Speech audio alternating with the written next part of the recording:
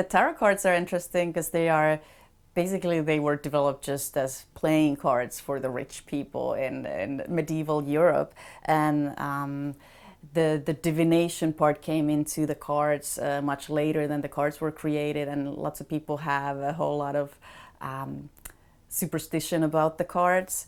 How I use them is more of awareness. How when I pull cards, I look at more on them as like the energy forecast, what types of energies we may encounter in our lives, so that we would have more awareness around that situation. And while I do my tarot card readings, I also then guide people on, you may be aware that there's something coming up here, and then we can like make more empowered choices for our highest good.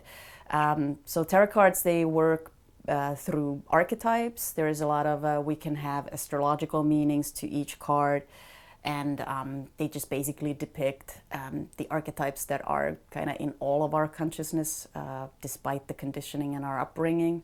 So they have very much universal figures. They represent sort of our reactions to our outer world. So it's more about the psychology that goes into the cards, and you can find those psychological triggers in the cards that people may encounter in their lives.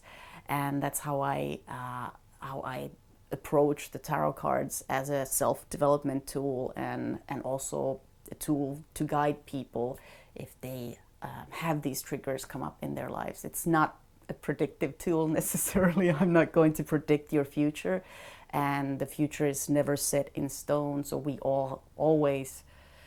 may have fated events that are meant to happen in our lives, but whatever the decision or the choice we make at those times and those events, that defines our destiny. And nothing is set in stone, and our own choices always overrule any kind of prediction. So we always have the power to guide our own destiny.